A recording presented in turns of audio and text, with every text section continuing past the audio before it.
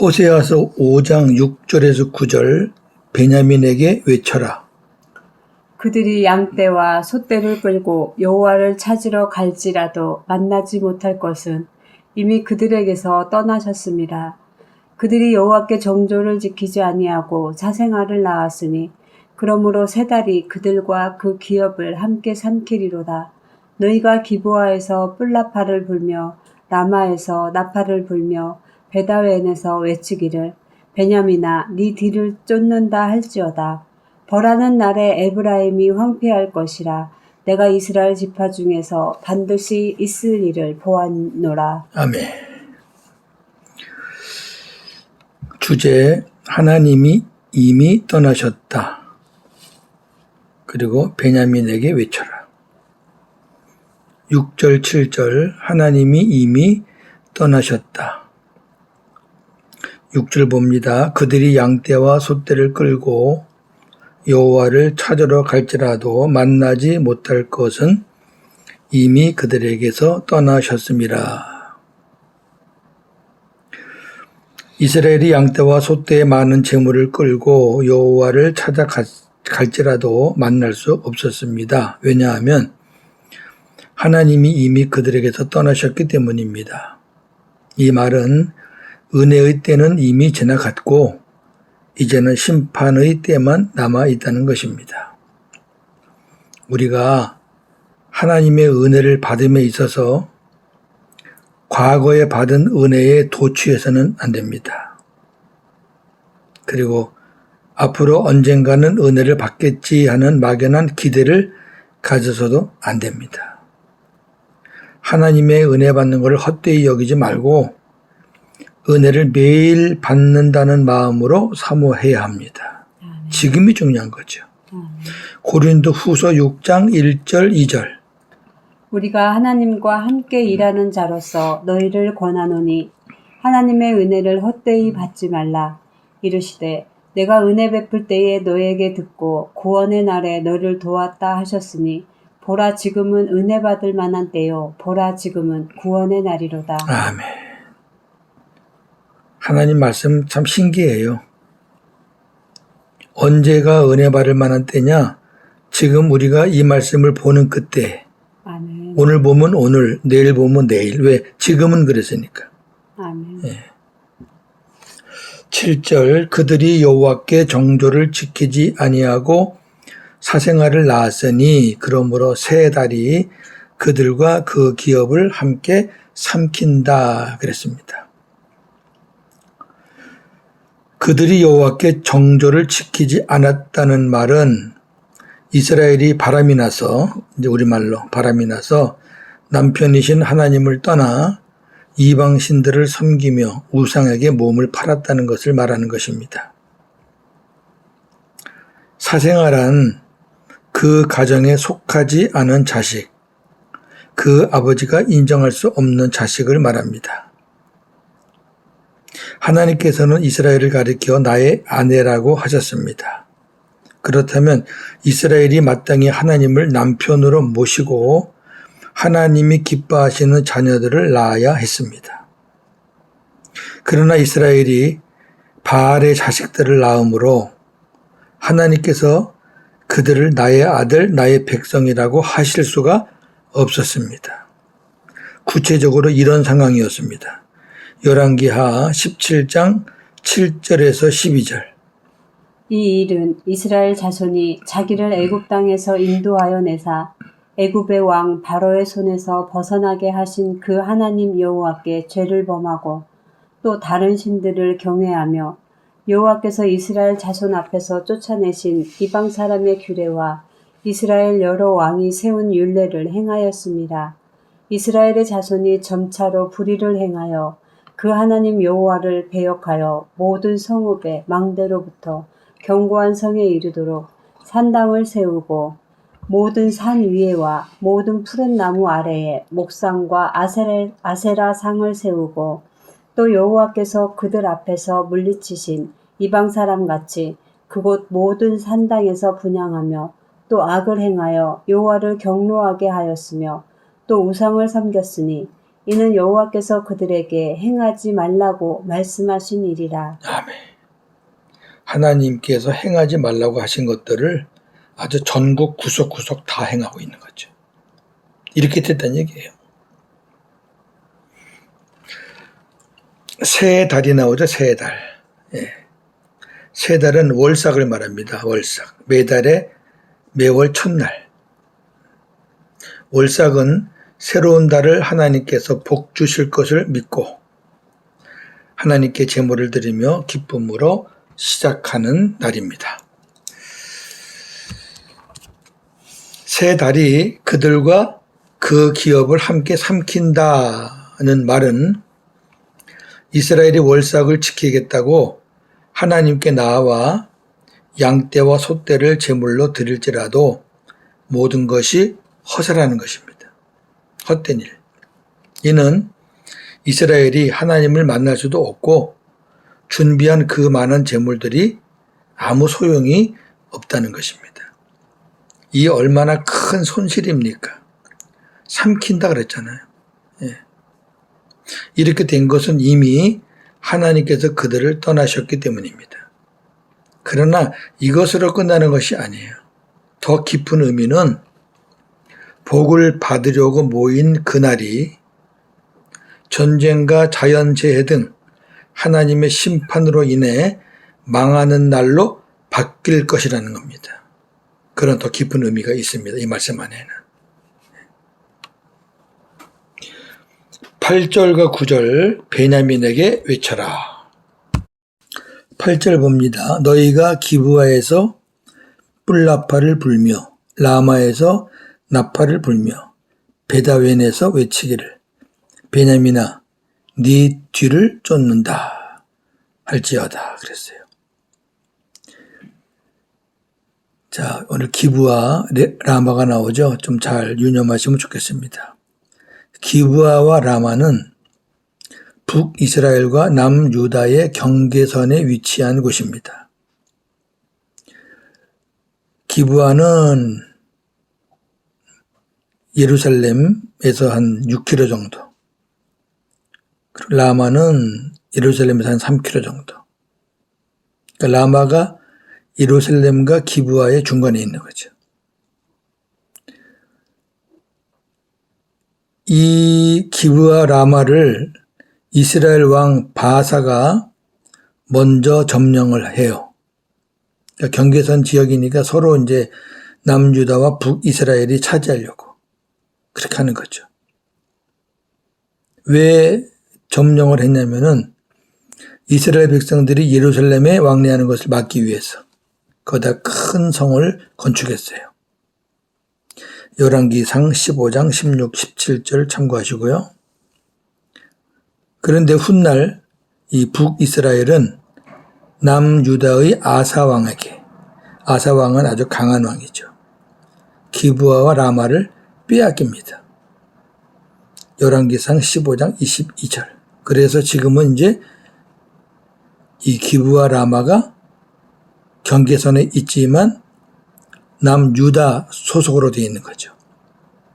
기브아 라마는 남유다의 베냐민 지파에 속하게 되었습니다. 사무엘상 13장 2절, 15장 34절 보시면 좋고요.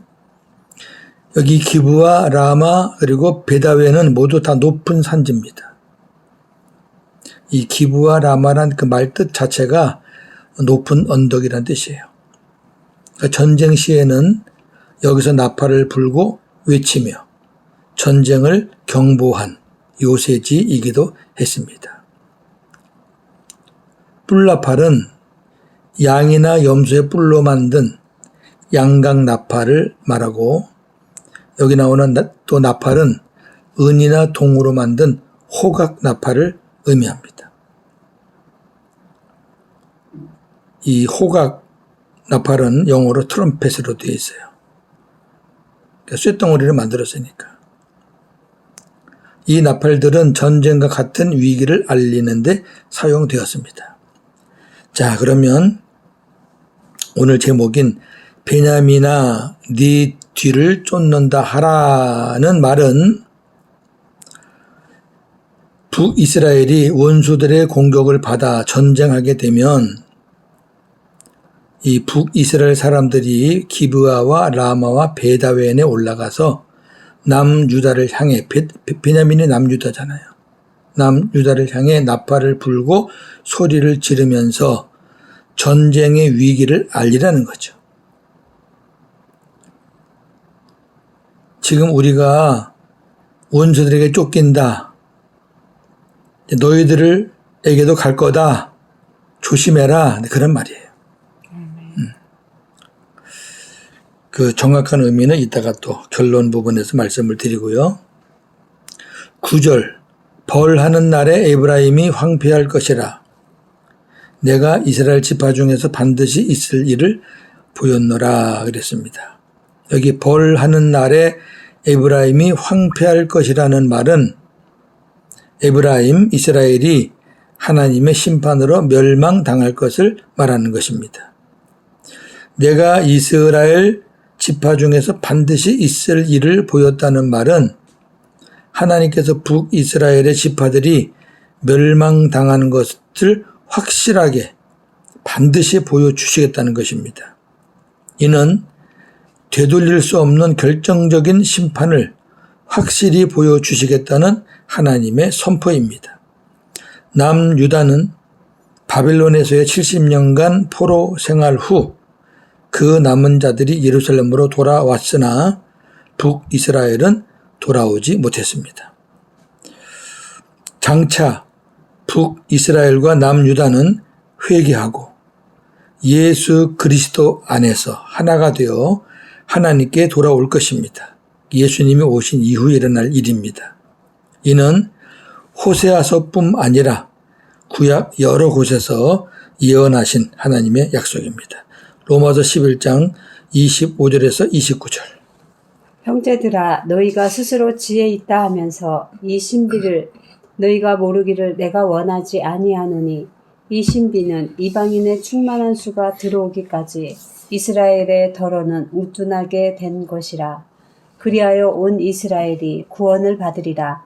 기록된 바 구원자가 시온에서 오사 야곱에게서 경건하지 않은 것을 돌이키시겠고 내가 그들의 죄를 없이 할 때에 그들에게 이루어질 내 언약이 이것이라 함과 같으니라. 복음으로 하면 그들이 너희로 말미암아 원수된 자요 택하심으로 하면 조상들로 말미암아 사랑을 입은 자라. 하나님의 은사와 부르심에는 후회하심이 없느니라. 아멘. 엄청난 말씀이죠. 이방인의 수가 찰 때까지는 이스라엘이 변방에 있어요. 하나님께서 이제 기다리게 하시는 거죠. 그러다가 때가 되면 온 이스라엘이 구원을 받으리라. 이 온 이스라엘 안에는 유다 지파, 남유다, 북이스라엘 다 포함된 거죠. 남은 자들 다 구원을 받으리라. 왜? 약속이 돼 있어요. 이사야 말씀이 여기 중간에 있죠. 이사야 예언대로. 근데 이사야 예언뿐 아니라 이 약속은 구약 성경에 여러 번 나옵니다. 왜? 하나님의 은사와 여기 은사는 우리가 말하는 고린도전서 12장에 나오는 그런 은사를 말하는 게 아니라 은혜를 말하는 거예요. 은혜. 예. 우리 그 원문에 보면 은혜 쪽이 훨씬 더 가까운 말씀이에요. 그러니까 하나님의 은혜와 부르심, 이스라엘 백성들을 향하신 하나님의 은혜와 부르심에는 후회하심이 없다. 이 말은 반드시 하나님께서 다시 이스라엘을 불러서 구원시킬 것이다. 그 말씀이죠. 정리합니다. 이스라엘이 정조를 지키지 않고 사생활을 낳았다는 말씀은 선민이었던 이스라엘이 하나님을 버리고 떠남으로 구원받지 못할 이방인이 되었다는 것입니다. 하나님께 은혜를 입은 거룩한 백성들이 멸망당할 수밖에 없는 자들로 전락된 것입니다. 얼마나 비참합니까? 이러한 상태는 예수 그리스도가 오실 때까지 계속 되었습니다. 그러나 예수님이 오심으로 인해 이방인에게, 여기 이방인은 혈통적인 이방인도 맞지만은 하나님을 대적해서 하나님께서 쫓아낸 이스라엘 백성들도 사실은 다 포함되는 거예요. 예. 구원의 빛이 비치기 시작되었습니다. 자, 마태복음 4장 15절 16절. 스불론 땅과 납달리 땅과 요단강 저편 해변 길과 이방의 갈릴리여, 흑암에 앉은 백성이 큰 빛을 보았고 사망의 땅과 그늘에 앉은 자들에게 빛이 빛이었도다 하였느니라. 아멘. 여기 보세요. 스불론, 납달리 전부 다 북이스라엘 쪽 땅이에요. 네. 갈릴리도. 그러니까 여기 이방의 갈릴리요. 흑암에 앉은 백성들, 사망과 땅과 그늘에 앉은 자들. 하나님을 배반한 무리들과 하나님을 모르는 무리들을 다 얘기하는 거죠. 그들에게 예수님이 빛이 되셨다. 할렐루야. 아멘. 호세 선지자는 북이스라엘의 죄악을 지적하고 심판을 선포하다가 이제는 북이스라엘과 남유다를 하나로 묶어서 말하고 있습니다. 오늘 갑자기 베냐민 나오잖아요.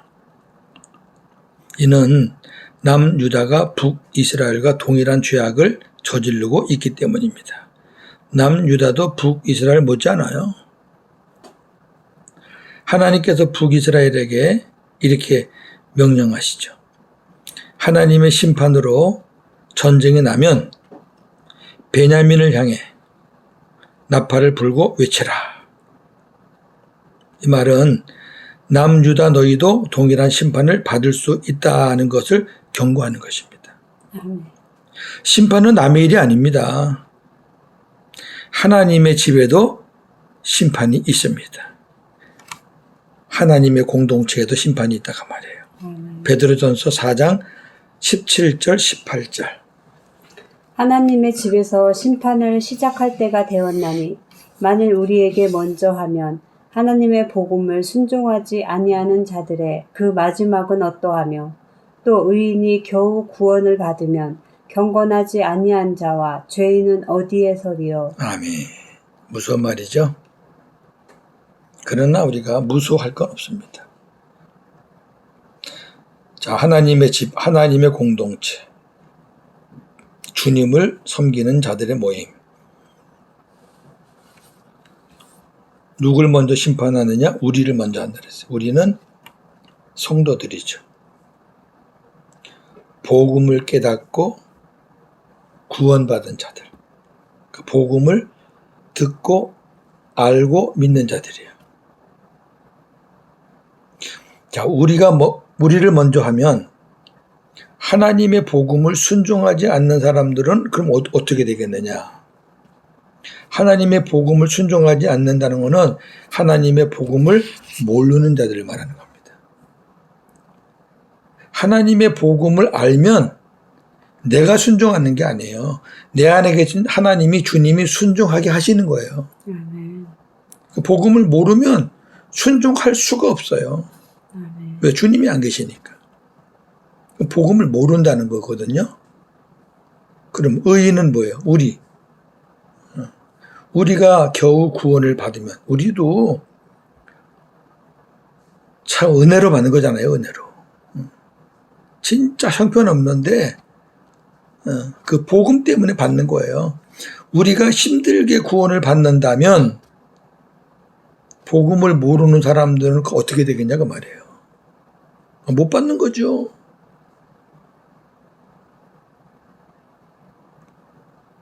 분명히 말씀드립니다. 복음을 몰라서 복음에 순종하지 않으면 심판을 피할 수 없습니다. 구원의 은혜, 복음의 은혜 주신 하나님께 감사와 영광을 돌립니다. 오늘도 복음으로 승리하는 저와 여러분 되기를 주님의 이름으로 축원합니다. 아멘. 하나님, 이스라엘 백성들이 사생아를 낳았습니다. 하나님을 저버리고 이방 신들을 섬기며 우상 제물을 먹고 마시며 음행을 저지르며 수많은 사생아를 낳았습니다. 하나님은 그들에게 내 자녀라 내 아들이라 하실 수가 없었습니다. 혈통은 왔는데 씨가 다 잘못돼서 결국 하나님은 그 민족을 포기할 수밖에 없었습니다. 그러나 예수 그리스도께서 오셔서 버림받았던 그 민족을 구원하시기 시작하셨고 지금도 구원하시고 계시고 이방인의 수가 다 차면 때가 되면 남아있는 온 이스라엘이 구원받을 것입니다. 저희들은 하나님의 말씀을 믿습니다. 하나님께서 북이스라엘에게 전쟁이 나면 기브와 라마 베다인에 올라가서 베냐민을 향해 외쳐라. 나팔을 불어라. 전쟁이 일어났다는 것을 빨리 하나님의 심판을 피하라는 것을 전하라. 경고하라. 하나님의 심판을 피할 자가 누가 있겠습니까? 북이스라엘을 포함해서 남유다 세상 사람들이나 하나님을 믿는다는 사람들 다 하나님의 심판을 피할 수 없습니다. 하나님의 집도 피할 수 없습니다. 복음이 있는 자는 심판을 받지 않고 구원받을 수 있지만 복음을 몰라 복음이 없는 자는 심판을 피할 수 없다고 하셨습니다. 감사합니다. 행위로는 죄인의 귀수와 같은 부족한 종이지만 하나님께서 은혜로 복음을 깨닫게 하시고 하나님의 자녀가 됨을 감사드립니다. 오늘도 하나님의 그 사랑에 감사하면서 복음으로 승리하는 하루가 되기를 소망합니다. 감사합니다. 예수님의 이름으로 기도합니다. 아멘.